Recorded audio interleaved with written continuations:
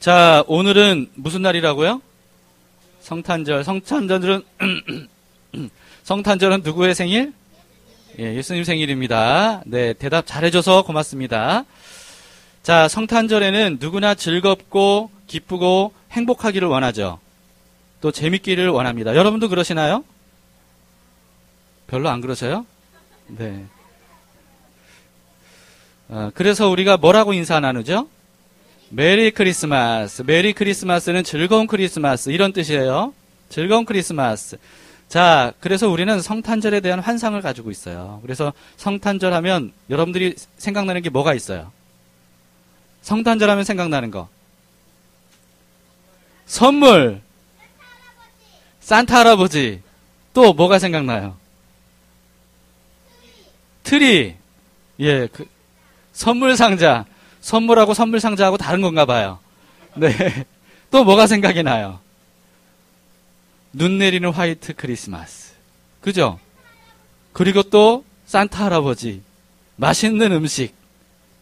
네. 말구유 생각나요? 네. 그렇습니다. 또 경쾌한 캐롤. 뭐 이런 것들이 우리가 생각나고요.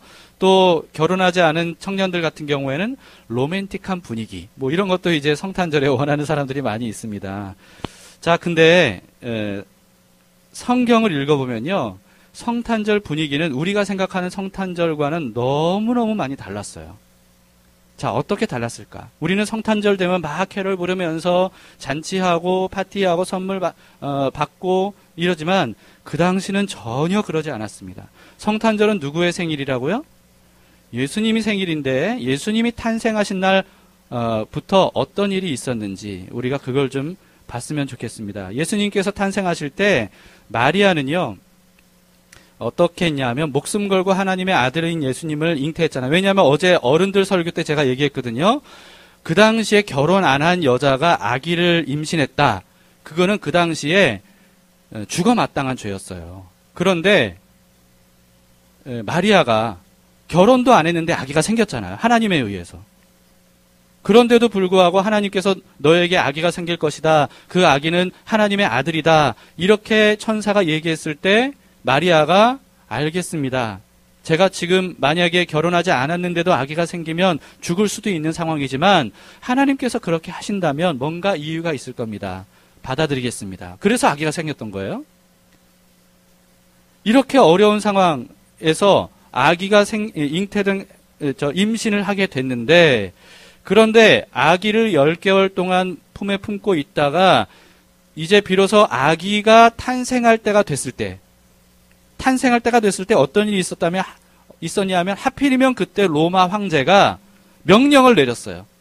다 고향으로 돌아가서 호적해라.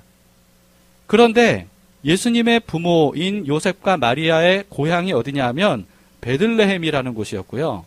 그리고 또 원래 요셉과 마리아가 살던 동네는 어떤 동네였을까요? 나사렛. 들어보셨어요?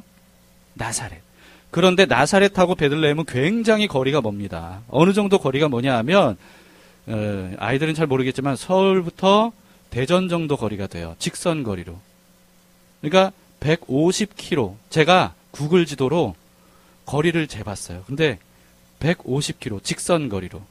근데 여러분 서울부터 대전까지 차 타고 지금 고속도로가 잘 뚫려 있는데 차 타고 가도 얼마나 걸려요? 한 2시간 이상 걸리잖아요. 그렇죠? 2시간 이상 걸리는 거리입니다. 근데 그 당시에 고속도로가 어디 있어요? 자동차가 어디 있어요? 요셉과 마리아는 또 가난한 나사렛 동네 사람이었어요. 그러니까 어떻게 갔겠어요? 걸어서 가는 거예요. 걸어서. 서울부터 대전까지 걸어서 가는 거리예요. 여러분 지금 교회 올 때 뭐 타고 왔어요? 차 타고 왔죠? 차 타고 오는데도 좀 멀었어요? 좀 멀었죠? 근데 그 거리를 한번 걸어서 집으로 간다. 예배 끝나고. 어떨까요? 다리 아프죠? 맞아요. 다리 아파요. 역시 발표왕 동생 다 와요. 다리 아파요. 그런데 발표왕은 뭐 하고 있어요, 지금? 다리 아파요. 그쵸? 그런데 여기서부터 여러분 집에 가는 것보다 100배, 정확히는 잘 모르겠어요. 100배 이상 더 먼 거리예요. 그러니까 엄청난 거리를 걸어가야 돼요. 예수님 탄생을 해야 될 때, 그때 이런 일이 있었던 거예요. 뿐만 아니고 그렇게 해서 겨우겨우 150km 걸어서 베들레헴까지 갔어요. 갔는데 어떤 일이 있었어요? 갔더니 이제는 거기서 지내야 될 곳이 있어야 되잖아요. 여관집을 찾아갔어요. 근데 가는 곳마다 방이 있었어요? 없었어요? 남아있는 방이 없었어요. 뱃속에 누가 있었어요? 마리아 뱃속에? 예수님이 계셨어요. 그런데도 불구하고 계속 이런 일이 있는 거예요. 그리고 또 이제 막 아기가 나오려고 하면, 여러분 아기 나오기 전에 엄마가 어떤지 알아요? 진통이라는 게 시작이 돼요. 그러니까 아픈 거예요. 아픈 게 시작이 돼요. 근데 그 고통이 점점 심해져요. 점점 심해지게 되면 이제 아기가 곧 나오는 겁니다. 그런데 마리아가 진통이 시작이 됐어요. 아기가 나올 때가 가까이 왔다는 거예요. 그런데도 불구하고 그 동네를 아무리 다녀도 방을 내주는 사람이 한 사람도 없었던 거예요. 그래서 결국 하나님의 아들인 예수님을 출산할 때 어디서 출산했어요? 마구간. 발표왕 드디어 입을 열었어요. 마구간은 어떤 곳이에요? 말들이 있는 곳이에요. 말들이 있는 곳 가봤어요? 말들이 화장실에서만 응가하고 쉬하고 그렇게 할까요? 쉬하고 응가하고 싶으면 나가서 화장실에 가서 하고 그리고 들어와서 그렇게 하나요? 아니에요. 그 자리에서 하는 거예요. 물론 집 주인들이 그것을 깨끗하게 치우긴 하겠지만, 그러나 어쨌든 그런 말똥 냄새가 나는 그런 곳에서 하나님의 아들이신 예수님이 태어난 거예요. 여러분, 그리고 또 한번 생각해 보세요. 그렇게 태어났는데 하나님의 아들이 태어났잖아요.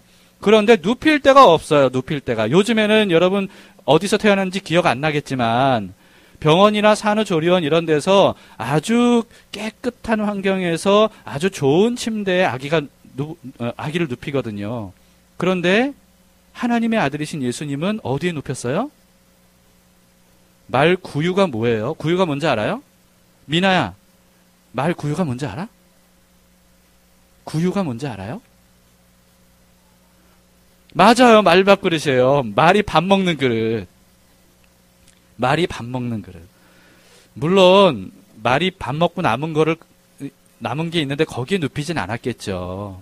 최대한 닦기는 했겠지만, 그러나 어쨌든 침대가 아니잖아요. 위생적인 곳이 아니잖아요. 그런데 하나님의 아들이 탄생하는 그런 놀라운 성탄의 날인데도 불구하고 예수님은 태어나자마자 말밥통에 누워 있었던 거예요. 그 정도로 예수님께서 탄생하신 성탄 그날은 지금 우리가 크리스마스 하면 생각하는 것과는 굉장히 다른 분위기였다는 거죠. 그래서 우리는 성탄절 하면 재밌고 풍요롭고 웃음 가득하고 즐겁고 이래야만 된다고 생각하지만 사실 그 당시 성탄은 전혀 그렇지 않았습니다. 여러분, 이제 그날 어땠는지 좀 상상이 되나요? 이렇게 해서 예수님이 탄생하셨는데요. 그런데 그것으로 끝이 아니었어요. 예수님이 탄생한 이후에 더 불행하고 끔찍한 일들이 일어나게 됩니다. 그게 바로 오늘 우리가 읽은 성경인데, 동방박사들이 예수님을 찾아올 때 뭘 보고 따라왔어요? 별을 보고 따라왔어요. 그런데 별 보고 따라오다가 별을 놓쳐버린 거예요. 그래서 유대인의 왕으로 나실 분 찾아오다가 길을 잃어버린 거죠. 그래서 어디로 갔냐 하면 헤롯 왕이 있는 헤롯 왕궁으로 갔어요. 왜냐하면 유대인의 왕이 나실 거라고 생각하니까, 왕이니까 당연히 왕궁에서 탄생하셨을 거야, 이렇게 생각을 했던 거죠. 그래서 왕궁으로 갔던 거예요. 근데 거기에 아기 예수는 없고 누가 있어요? 헤롯 왕이 있었어요. 그래서 묻는 거예요. 유대인의 왕으로 나실 분이 탄생하셨습니까? 여기에 계십니까? 물어보니까 헤롯 왕이 깜짝 놀란 거죠.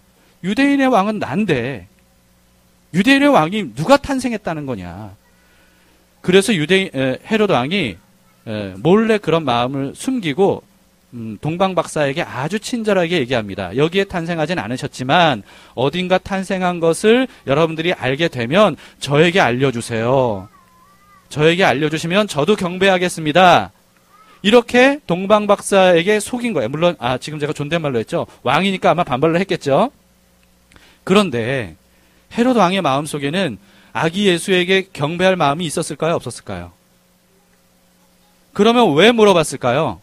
왜 알려달라고 했을까요? 왜 죽이려고 했을까요? 왜 죽이려고 했을까? 헤롯 왕이 아기 예수를 발견하면 왜 죽이려고 했을까요? 자기가 왕이니까. 나 말고 누가 왕이 돼? 왕으로 왕이 될 아기가 탄생했다고 그 아기 싹부터 잘라야 돼. 이렇게 된 거예요. 여러분, 그래서요, 동방박사가 별 오다가 길 잃어버리는 바람에 헤롯 왕이 그 사실을 알고 어떻게 됐어요, 결국은? 헤롯 왕이 찾아서 죽이려고 하는 사실을 하나님이 알려주셔서 이 갓난쟁이 막 태어난 아기 예수를 안고 어디까지 도망가냐 하면 이집트까지 도망을 가요. 이집트까지 도망가는 거는요, 나사렛에서 베들레헴으로 가는 것보다 훨씬 더 먼 거리예요. 그런데 갓난 아기를 들고 안고 집도 없고 아는 사람도 없고 환영하는 사람도 없고 그리고 또 이방 사람들인 이집트로 가서 도망자 신세를 보낼 수밖에 없었던 겁니다. 예수님이 탄생하자마자 이런 일들이 계속 연이어졌던 거고요. 뿐만 아니고 불행은 이게 다가 아니라 결국 이 헤롯 왕이 동방박사가 자기에게 찾아와서 알려주지 않으니까 이대로 둬선 안 되겠다라고 생각하고 베들레헴이라고 하는 곳에 아기가 탄생했다는 첩보를 입수를 해서 베들레헴 동네에 있는 아기 2살 아래의 아기들을 다 죽여버려요. 여러분, 우리는 성탄절 하면 그런 걸 생각 안 하잖아요. 그런데 예수님께서 성탄하신 직후에 이런 일들이 있었던 거예요. 물론 베들레헴이 그렇게 큰 동네는 아니었습니다. 그래서 2살 아래의 아기가 그렇게 많지는 않았을 거예요. 그런데도 불구하고 어쨌든 몇 명의 아기는 죽었을 거 아니에요. 그것 때문에 베들레헴 동네에 울부짖는 사람들이 많았어요. 아기 죽은 사건 때문에. 여러분, 이것이 바로 성경이 기록하고 있는 성탄절과 관련된 분위기였던 거예요. 우리는 그렇다고 해서 성탄절에 슬퍼하자 이런 뜻이 아닙니다. 우리는 성탄절 기뻐하고 감사하고 축하하고 이래야 돼요. 그러나 적어도 예수님께서 탄생하신 그 당시의 성탄은 어땠는지 이거는 우리가 알고 있어야 되는 거예요. 아시겠죠? 우리 아이들 잘 들었어요? 예, 성탄 예수님께서 탄생하신 그날 분위기가 어땠는지 그 당시 분위기가 어땠는지 알겠죠? 자, 그런데 지금 제가 말씀드리려고 하는 건 이겁니다. 아기 예수를 죽이려고 했던 헤롯 왕은 누구를 상징할까 하는 거예요. 아기 예수를 죽이려 했던 헤롯 왕은 누구를 상징할까? 상징이라는 말을 아이들이 알지 모르겠는데. 자, 맞춰보세요. 1번. 헤롯 왕은 하나님을 상징한다. 2번. 헤롯 왕은 집사님을 상징한다. 3번. 헤롯 왕은 목사님을 상징한다. 4번. 헤롯 왕은 사탄을 상징한다. 이럴 수가.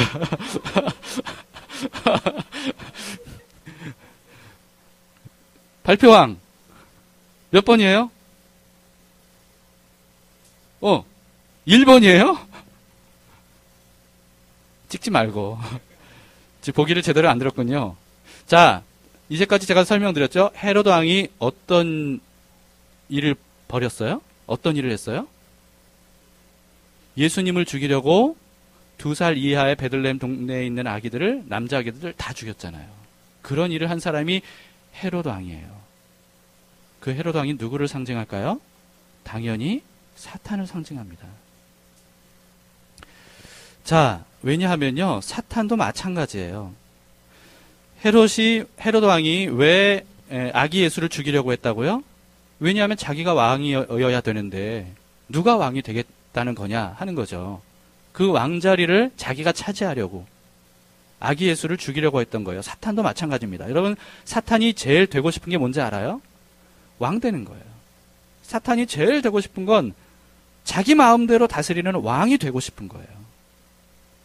이렇게 교만하고 교활한 존재입니다. 그래서 사탄의 목표는 뭐냐 하면 자기가 왕 되기 위해서 어떻게 해야 되냐 하면 왕을 죽여야 돼요.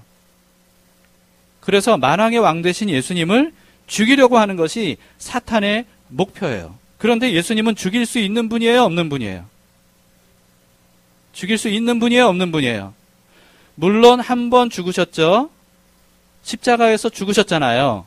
그런데 그 다음 어떻게 됐어요? 다시 부활하셨어요. 그러니까 예수님은 절대 영원히 죽일 수 없는 분이라는 것이 증명이 됐어요. 예수님은 죽일 수 없는 분이에요. 여러분, 근데 사탄이 포기할까요? 포기하지 않아요. 끝까지 예수님을 죽이려고 해요. 불멸의 하나님을 그러면 어떻게 죽이냐는 거예요. 그래서 사탄이 선택한 게 있습니다. 세상의 왕이 자기가 될 수는 없지만 그러나 한 사람 한 사람 사람들의 왕이 되기를 원했던 거예요. 그러기 위해서 어떻게 했을까요? 사람들 속에 계시는 예수님을 죽이기로 한 거예요. 자, 여러분 안에 예수님이 계셔요, 안 계셔요?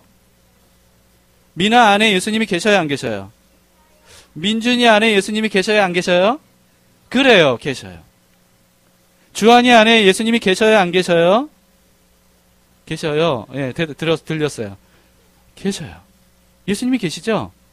예수님이 계시는데 잊지 마세요. 우리 안에 예수님이 마리아 뱃속에 잉태된 것처럼 우리 안에 예수님이 계시는데 사탄의 목표는 뭐라고요? 그 예수님을 죽이는 거예요.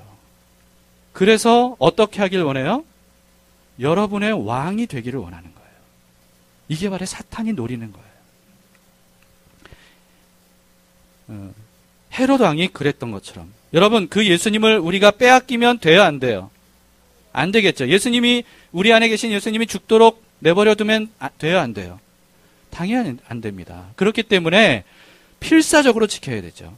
여러분, 예수님을 이제 막 낳은 요셉과 마리아가 예수님을 헤롯 왕이 죽이려고 할 때 그때 그냥 그럴 수도 있지 이렇게 했을까요? 전혀 그렇지 않았어요. 그래서 고생하는 것을 불구하고 애굽으로 아기 예수를 안고 예수님을 지키기 위해 갔던 거예요. 누군가 아기를 엄마에게서 빼앗아 죽이려고 할 때 순순히 아기를 내줄 엄마가 어디 있겠어요? 마찬가지로 여러분, 우리 안에 영원한 생명을 주시는 예수님이 우리 안에 계시는데 근데 그 예수님을 누가 죽이려 한다고요? 사탄이 죽이려고 해요, 늘. 근데 그것을 순순히 내줄 수 있겠어요, 없겠어요? 여러분, 순순히 예수님을 내줄 거예요, 안 내줄 거예요? 안 내줄 거죠? 그런데 불행하게도 그런 사람들이 너무나도 많다는 거예요. 예수님이 그 안에 들어가셨어요. 제가 예수님을 믿겠습니다 하면 예수님께서 그 사람 안에 들어가시는 거예요.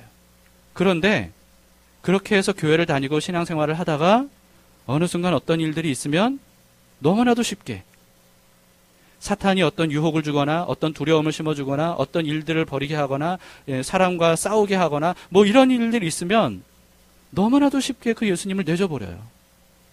기분 나빠, 나 예수 안 믿을 거야. 떠나버려요.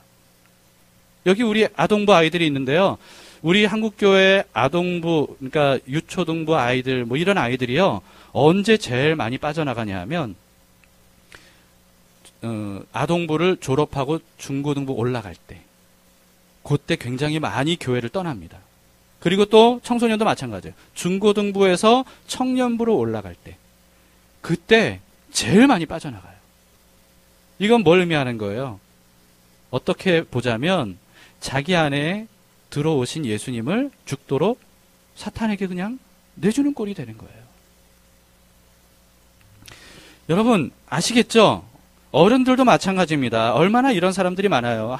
예수님을 열심히 믿고 따르다가 어려움이 생기고 교회에 기분 나쁜 일이 있고 자기 마음에 안 드는 게 있고 사람들끼리 싸우고 여러 가지 어떤 마음의 상처가 있고 이러면 그것을 극복하고 하나님 안에서 해결하려고 하기보다는 너무나도 쉽게 내 안에 예수님을 그냥 죽여버리는 거예요. 여러분 이것은 정말 불행한 일인데 이런 말도 안 되는 일들이 너무나도 많이 생기는 거였죠. 우리는 그래서 되겠어요, 안 되겠습니까? 절대 그러면 안 됩니다. 아시겠죠? 여러분 안에 누가 계신다고요? 그 예수님을 누가 죽이려고 한다고요? 그런데 사탄이 왜 예수님을 죽이려 한다고요? 여러분의 왕이 되려고. 여러분의 왕이 되면 그게 무슨 뜻이에요? 여러분의 주인이 누가 된다는 뜻이에요? 사탄이 된다는 뜻이에요. 여러분 그러면 그 삶이 행복할까요? 불행할까요? 당연히 불행할 수밖에 없죠. 여러분 그렇기 때문에 그런 사탄의 손아귀로부터 우리를 구원하시기 위해서 예수님께서 오셨던 거예요. 예수님께서 오시고 우리 안에 들어오신 겁니다. 그러니까 절대 우리 안에 들어오신 예수님을 빼앗기지 마세요. 아시겠죠? 예수님이 죽도록 내버려둬서는 안 됩니다. 자, 그러면 예수님을 끝까지 지켜야 되는데 어떻게 지킬 수 있을까요? 어떻게 해야 지킬 수 있을까요? 자, 오늘 성경에 보면 요셉과 마리아가 예수님을 헤로드 왕의 손아귀로부터 지킬 수 있었던 방법이 뭐예요? 어떻게 해서 지켰어요? 애굽으로 갔죠? 네, 애굽으로 갔는데 그러면 우리도 예수님, 우리 안에 계신 예수님 지키려면 어떻게 해야 돼요? 애굽으로 가야 되나요? 비행기 타고 이집트로 가면 되나요? 아니, 그런 의미는 아니에요. 그럼 애굽으로 갔다는 것은 뭘 의미하는 거예요? 죄를 멀리하는 거예요? 네, 어떻게 하는 거예요? 애굽으로 가라고 누가 그랬어요? 하나님이 요셉에게 꿈을 통해서 말씀하셨어요. 헤로드 왕이 아기 예수를 죽이려고 하니까 어떻게 하라고요? 너희는 내가 말할 때까지, 다시 말할 때까지 애굽으로 피신해라. 누가 알려주셨어요? 하나님이 알려주셨어요. 그래서 요셉과 마리아는 하나님의 말씀대로 애굽으로 갔던 겁니다. 자, 그렇다면 여러분, 우리가 우리 안에 계신 예수님을 사탄의 손아귀로부터 지키려면 어떻게 하면 될까요? 하나님 말씀에 순종하면 돼요. 하나님 말씀에 순종하면 돼요. 하나님 말씀대로 하면 돼요. 사람마다 상황이 다르기 때문에요. 애굽으로 요셉과 마리아에게 가라고 하신 것처럼 우리에게 뭐 어디를 가라 이렇게 말씀하진 않으셔요. 상황에 따라 달라요. 사람마다 또 달라요. 그러나 어쨌든 여기서 중요한 공통적인 것은 뭐냐 하면 하나님께서 그 상황과 사람에 맞게 말씀해 주신다는 거예요. 여러분 안에 계시는 예수님을 여러분들이 지키려면 이렇게 해야 된다라고 하나님께서 성경을 통해서 그리고 우리 안에 성령님께서 그것을 알려주시는 거예요. 알겠죠? 그럴 때 우리는 어떻게 해야 돼요? 싫더라도 억지로라도 순종해야 돼요. 따라야 돼요. 요셉과 마리아는 그 먼 곳 애굽 아무도 없는 곳에 고생길이 훤한데도 불구하고 하나님께서 말씀하신 대로 순종해서 애굽으로 갔어요. 그래서 예수님을 지킬 수 있었던 거예요. 마찬가지입니다. 우리 안에 계신 예수님을 지키려면 하나님 말씀대로만 하면 돼요. 자, 우리 사탄으로부터 예수님을 지키도록 합시다. 그런데 여러분, 헤롯 왕이 사탄을 상징할 뿐만 아니라 때로는 또 다른 사람을 상징하기도 해요. 또 다른 사람을 상징하기도 해요. 우리 안에 들어오신 예수님을 죽이려고 하는 헤롯 왕은 멀리 있지 않아요. 지속적으로 내 안에 계신 예수님을 죽이려고 하는 장본인은 멀리 있지 않아요. 자, 또 누굴까요? 사탄 말고 또 누가 예수님을 죽이려고 할까요? 이거는 아마 어른들도 생각지 못했을 거요. 나 자신이에요. 예수님을 죽이려고 하는 장본인은 사탄 외에 나 자신입니다. 여러분, 예수님을 죽이려고 한 적이 있을까요? 없을까요? 왜냐하면요, 우리가 다 예수님, 거룩하신 예수님과는 상극이라는 게 뭐냐면 완전히 적인 죄인이기 때문에 그래요. 모든 사람들은 다 죄의 본성을 가지고 태어나요. 여기 있는 아이들도 다 순수해 보이지만 그러나 사실은 죄의 본성을 그대로 가지고 있어요. 이런 죄의 본성은 거룩하신 예수님과 완전히 상극입니다. 그래서 함께 공존할 수가 없어요. 그래서 끊임없이 우리 자신이, 정확히 말하면 우리의 죄가 예수님을 계속해서 죽이려고 하는 거예요. 헤롯 왕이 왜 아기 예수를 죽이려고 했다고요? 자기가 왕 되려고. 그런데 우리의 죄는 왜 우리 안에 계신 예수님을 죽이려고 할까요? 마찬가지예요. 내가 나의 왕이 되고 싶어서. 그런 겁니다. 자, 이제 우리 얼마 안 남았어요, 우리 아이들. 잘 들으세요. 중요한 얘기입니다. 여러분들이 그걸 아셔야 돼요. 우리 안에 들어오신 예수님을 내가 죽이려고 하고 있구나. 이걸 알아야 돼요. 자, 내가 예수님을 죽여서 왕자리를 차지하려고 하는 증거는요, 어렵지 않게 발견할 수 있어요. 그건 뭐냐 하면, 내 마음대로 하고 싶은 욕망이에요. 여러분, 내 마음대로 하고 싶을 때가 있어요, 없어요? 막 모든 걸 내 마음대로 하고 싶잖아요. 내 마음대로 안 되면, 어때요? 막 화가 나. 억울해. 근데 내 마음대로 되는 게, 사실은 그게 좋은 일이 아니야. 사실은 악한 일이야. 죄 짓는 일이야. 그런데도 불구하고 우리는 어떤 마음이 있어요? 안 된다고 해도 난 그거 하고 싶어. 할 거야. 이렇게 되는 거예요. 우리 아이들 그럴 때 있어요, 없어요? 그럴 때 있어요, 없어요? 해서는 안 되는 일인데, 나 그래도 할 거야. 왜? 재밌으니까. 내가 하고 싶으니까. 내가 원하니까. 할 거야. 이럴 때 있어요, 없어요? 이게 바로 뭘 의미하냐 하면, 내가 나의 왕 되고 싶은 거예요. 내 안에 예수님의 왕자리가 있는데 그 자리를 내가 빼앗고 싶은 거예요. 알겠죠, 여러분? 그래서 우리는 어떻게 해야 돼요? 어떻게 해야 돼요? 내 안에 예수님을 죽이지 않으려면, 내가 죽이지 않으려면 어떻게 해야 될까요? 우리 아이들이 이걸 이해할지 모르겠어요. 어떻게 해야 될까요? 우리 힘과 우리 의지로는 우리 안에 있는 왕좌를 예수님에게 내주지 못해요. 내주지 않아요. 그럼 어떻게 해야 돼요? 성경에는 그 방법을 알려주고 있어요. 하나님은 그 방법을 알려주셨어요. 그게 뭐냐 하면 내 안에 죄악된 나 자신을 죽이는 거예요. 예수님을 죽이는 게 아니라 내 안에 있는 죄악된 나 자신을 죽이는 거예요. 그게 바로 우리 안에 예수님이 살게 하시는 유일한 방법이에요. 그래서 성경은 이렇게 말씀합니다. 이제 곧 끝납니다. 우리 아이들도 어렵겠지만 한번 잘 들어보세요. 갈라디아서라고 하는 성경에 그리스도 예수의 사람들은 육체와 함께 그 정욕과 탐심을 십자가에 못 박았느니라. 어떤 사람들이? 예수 그리스도의 사람들이. 로마서 6장 6절 7절에도 우리가 알거니와 우리의 옛사람이, 죄악된 본성을 말하는 겁니다. 옛사람이 예수와 함께 십자가에 못 박힌 것은 죄의 몸이 죽어 다시는 우리가 죄에게 종노릇하지 아니하려 함이니 이는 죽은 자가 죄에서 벗어나 의롭다 하심을 얻었습니다. 성경은 이런 얘기들이 무지하게 많아요. 예수님도 알려주셨어요. 예수님이 제자들에게 말씀하셨습니다. 누구든지 나를 따라오려거든 자기를 부인하고, 자기를 부인한다는 것은 자아를 십자가에 못 박아야 된다는 거예요. 자기 십자가를 지고 나를 따를 것이니라. 누구든지 제 목숨을 구원하고자 하면 잃을 것이요 누구든지 나를 위하여 제 목숨을 잃으면 찾으리라. 여러분 무슨 의미인지 아시겠죠? 우리 안에 예수님이 탄생하셨어요. 우리 안에 예수님이 탄생하셨어요. 그분이 생명의 왕으로 우리에게 오셨어요. 그 예수님이 우리 안에 살아계시는 한 우리는 하나님 나라로 들어가는 거예요. 그런데 이 아들 예수님을 우리가 모셨으면서도 끊임없이 우리는 싸워요. 그 왕좌리를 빼앗으려고 싸워요. 이것에서 이기는 방법은 내 안에 죄악된 나 자신을 십자가에 못 박아 죽이는 겁니다.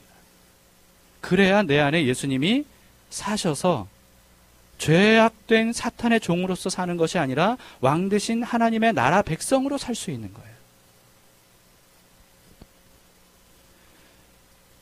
자, 이제 마무리하겠습니다. 예수님께서 유대 땅 베들레헴에서 동정녀 마리아의 몸을 통해 탄생하셨어요. 이것을 거룩한 탄생, 즉 성탄이라고 합니다. 오늘은 그것을 기념하는 날이죠.